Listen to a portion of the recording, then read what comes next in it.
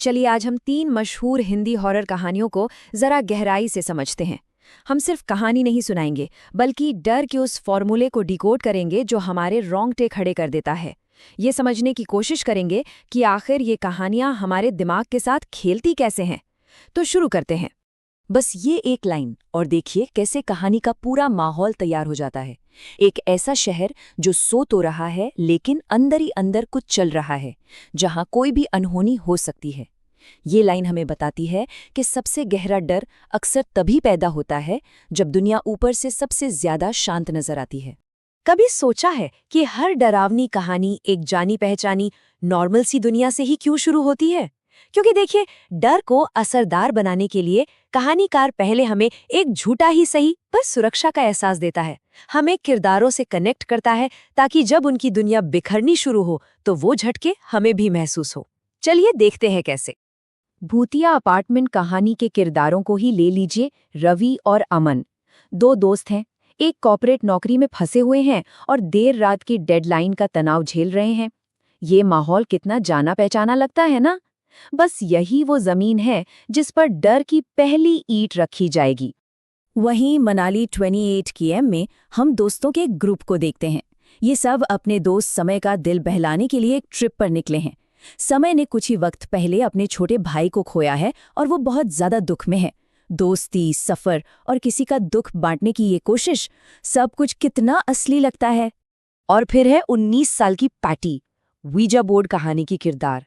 उसका परिवार एक नए अनजान शहर में शिफ्ट हुआ है और वो बिल्कुल अकेली पड़ गई है।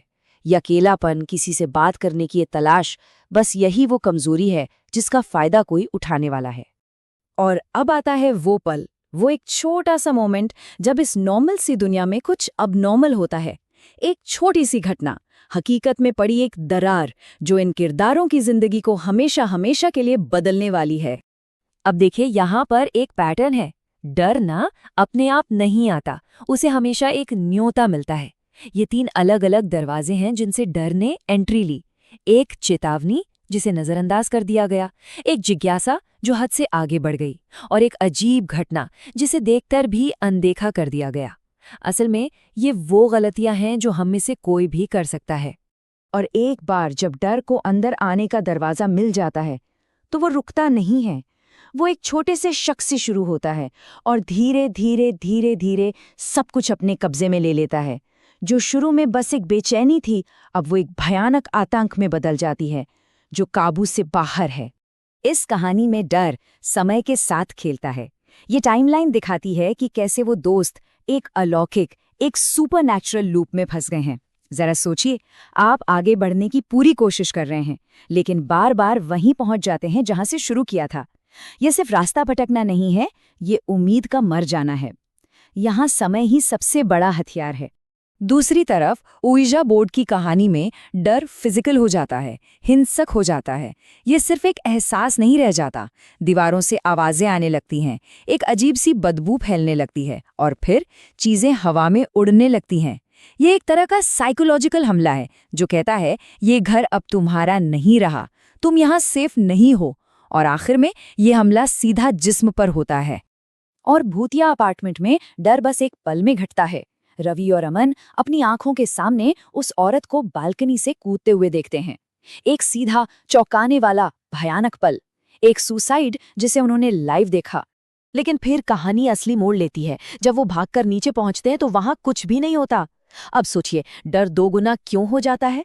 क्योंकि अब सवाल सिर्फ उस औरत का नहीं है, सवाल खुद की आंखों पर है, खुद के दिमाग पर है। क्या जो हमने देखा वो सच था या हम पागल हो रहे हैं? और यही शक सबसे ज्यादा डराता है। हर हॉरर कहानी आखिरकार एक क्लाइमैक्स पर पहुंचती है, वो पल जहां पर्दे के पीछे का भयानक सच सामने आता है। ये वो मोमेंट है जो अब तक हुई हर अजीब घटना को एक नया और भी ज्यादा डरावना मतलब दे देता है। भूतिया अपार्टमेंट का सच तो रोंगटे खड़े कर देता है। रवि और अमन किसी जिंदा इंसान की ट्रेजेडी नहीं देख रहे थे, बल्कि एक रूह को अपनी मौत बार बार हर रात दोहराते हुए देख रहे थे। वो एक दर्दनाक पल में हमेशा के लिए कैद है और ये दोनों अनजाने में उसके दर्शक बन गए थे। मनाली 28 km में डर धोखे का है। यहाँ पता चलता है कि समय का दुख ही उसकी सबसे बड़ी कमजोरी बन गया। एक बुरी आत्मा उसके मरे हुए भाई का रूप लेकर उसके दुख का फायदा उठाकर उस पर कब्जा कर लेती है। ये इमोशनल मैनिपुलेशन का सबसे डरावना रूप है। और वीजा बोर्ड का सच शायद सबसे भयानक है। पैटी का वो स्पिरिट बॉयफ्रेंड कभी कोई मासूम भटका हुआ लड़का था ही नहीं।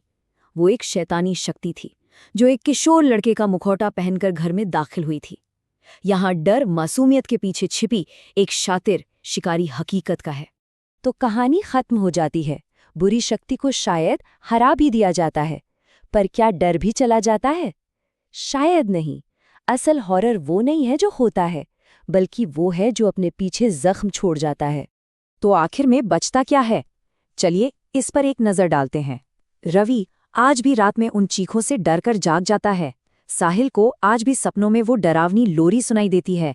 और डोनोविन परिवार, भले ही उनका घर बच गया, पर वो डर हमेशा के लिए उनके साथ रह गया। ये हमें बताता है कि सबसे बड़ा हॉरर वो यादें हैं जो कभी पीछा नहीं छोड़ती।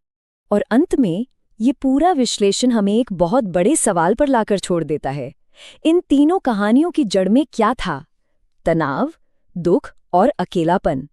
तो क्या असली दानव हमेशा बाहर से ही आते हैं, या फिर कभी-कभी हमारे अंदर का खालीपन ही उन्हें आने का रास्ता दे देता है? इस पर सोच